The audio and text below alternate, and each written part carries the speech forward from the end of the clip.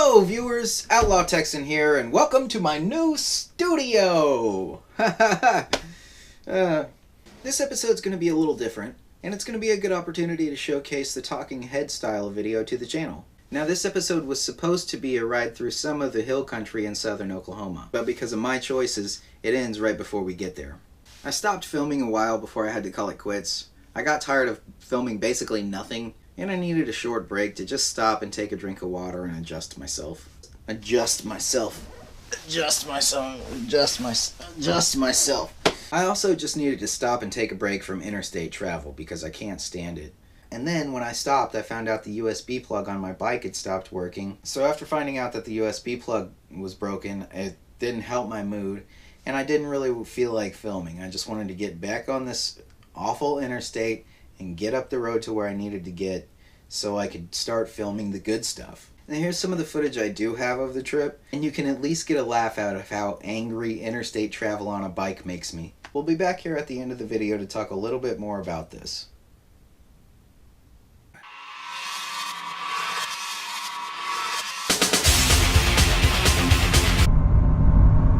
Hello viewers, Outlaw Texan here, and today we're gonna go on an adventure!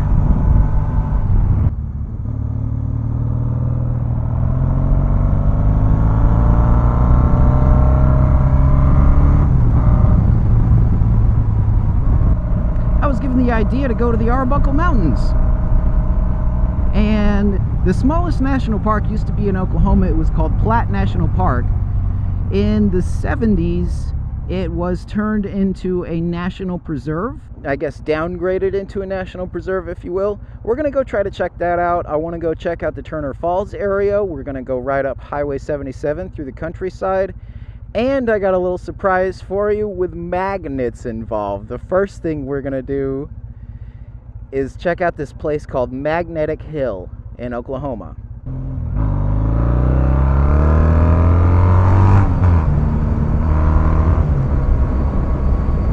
Oh, the red lights, sitting at red lights. I live in Dallas and I sit at red lights.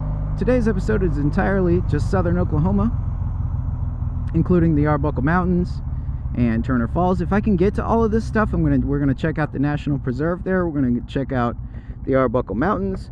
And the first thing we're gonna do is sit here at a fucking another red light, because I live in Dallas. Doodly-doo. Now, the quickest way for me to get to all this stuff is to, of course, use the interstates. And I want to try to save some time because I want to try to see as much, I want to try to show you all, the viewers, as much as I can. So we're going to do that. We're going to get on this oh yeah, right. It's like blinking and I'm just sitting here talking to the viewers. Haha. Well, anyways, yeah, I want to be able to show you as much as I can today, which means I need to try to get up there as quick as I can. So I'm not going to be able to take old FM roads and stuff like that. I need to just take about 90 miles of this, and then we'll be up there, and then we can start taking fun country roads and all sorts of stuff like that.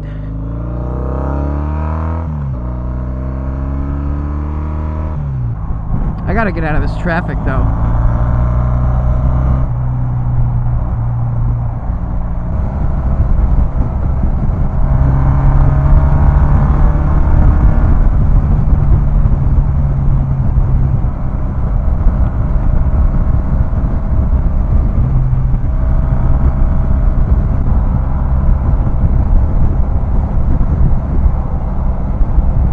Road sucks dick, and this is their idea of fixing it.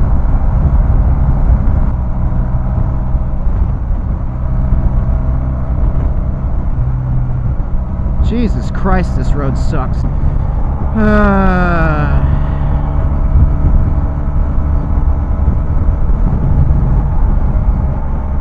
Get there! And we don't know how to use turn signals either. That's cool.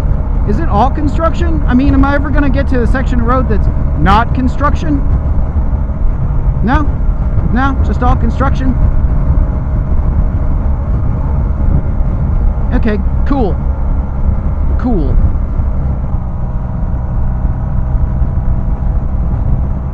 At least this isn't too bad.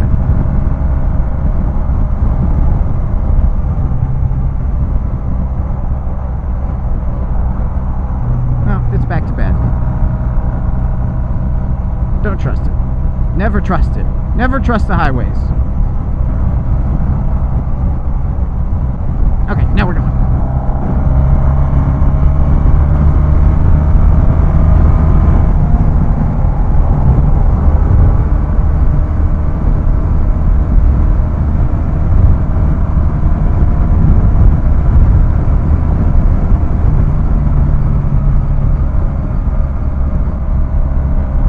It's all a work zone.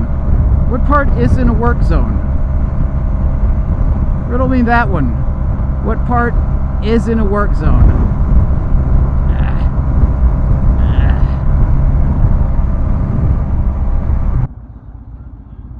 So we're stopping on the highway. This is cool. I love that I can't lane split.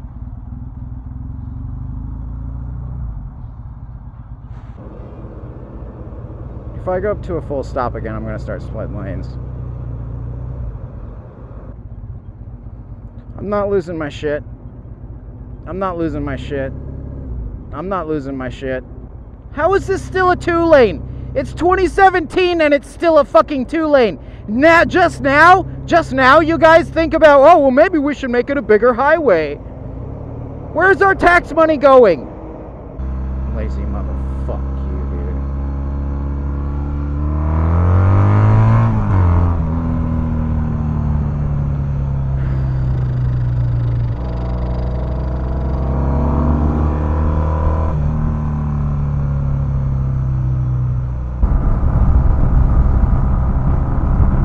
Really stuff it up in there. Get it in there. Get it all in there.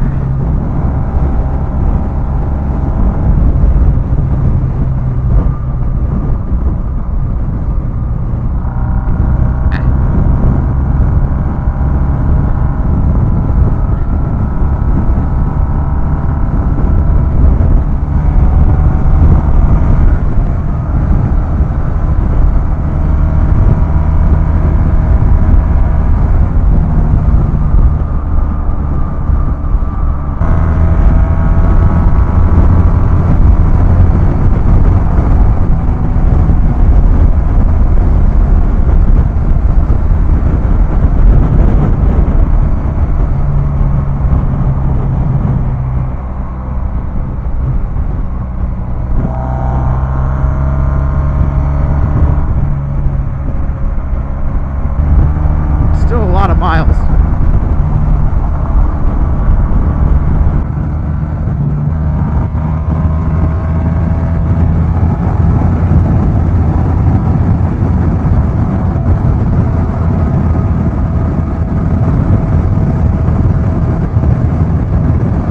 That bus is hauling ass, dude. Look at that shit. Fucking 80, 90 miles an hour out of that old dinosaur.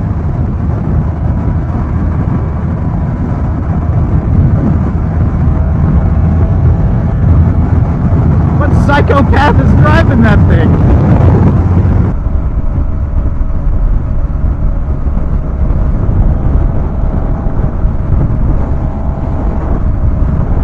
Come in, sir. Come in. That thing's nice, dude.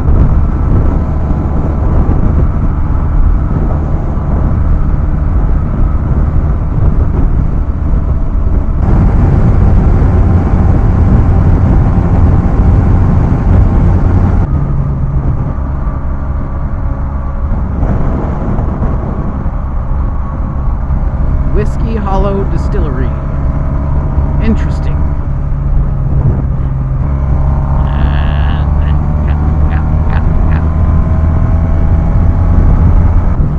Get in there. Hey, we made it to Gainesville.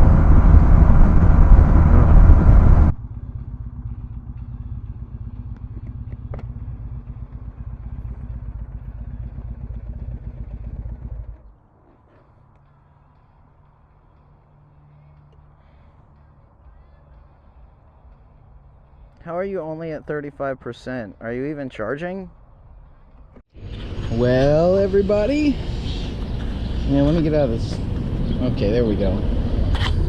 Well, everyone. Looks like this episode didn't go as planned. You know what really sucks is I don't think you can see it. Yeah, because you can't zoom, but like all the windmills there on the horizon. I mean, that's the Arbuckles. I'm right there. Magnetic Hill was only 2 miles away. The Arbuckles was only a few more miles away.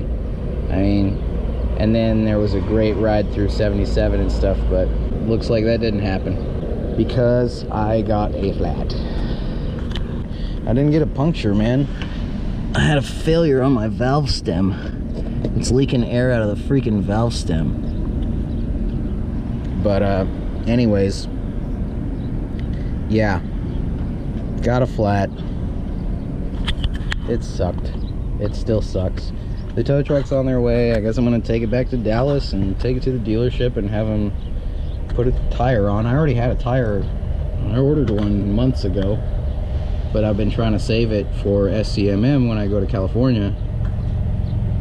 Looks like I'm gonna have to put it on about a month sooner than I wanted to, but that's okay because I bought beer. Yeah, I see, this makes it all better, right? Yeah. I'm gonna keep waiting for the tow truck. He should be here pretty soon at least. And I don't know, that might be where we end the episode. So, Outlaw Texan here signing off saying, you know, ride safe, drink responsibly, and try to have some fun. Sad. We're getting it up there now. Runyan, yo yo. Big shout out to Runyan for coming out here, getting out here pretty quick, and helping me get this thing back to Dallas so we can put a new tire and tube on the back of it. Well, everyone, we got it in the back of RPM now. Unfortunately, they're out of tubes, so I'm not going to get it back by Tuesday. Probably not going to get it back until Thursday, but that's okay. They're taking care of it. We're going to put some fresh oil in it while we're here. You know, it is what it is. This is what the creators of YouTube wanted, right? You guys want real life. Well, here's real life. Shit happens. You get flats. You have to do stuff to fix it.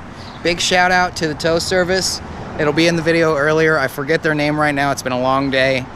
But the tow service out from Sulphur, the dude knows exactly what he's doing about picking bikes up and putting them on the back of a truck. We got here no problem. Big shout out to RPM Cycle, as always. They're here to help. They stayed late to make sure that I was here, or that they were here so I could drop the bike off. And get it taken care of. Put a new tire on it, new tube on it, and we'll be back to riding. Until next time, guys. And we're back. So I ended up with a flat, and it was through the valve stem, like the base of the valve stem. It wasn't the core, it wasn't a puncture. I thought about getting maybe some silicone or some tape, or maybe both, and trying to seal it up, but it was a really fast leak, and I was pretty sure I'd ruined the tube. So that was that. So there are a few things that caused it. One, the tread on the tire was wearing pretty thin, and that just equates to more heat transferring into the tube. There's a thinner surface, so there's more friction and heat transfer. And I'm overheating the tube with a thin tire like that. And two, and pretty much three, is just interstate speeds and above over long periods of time, because that's a lot of stress on your tires. And the third one is just I was going too fast on that kind of tire, in that kind of condition it was in. All those things tied together caused the tire to fail. Now there's some pros out of this. The day after I got my motorcycle license, I got full coverage insurance for me and the bike, and it included roadside assistance. So, stuck at the gas station, all I had to do was call Geico.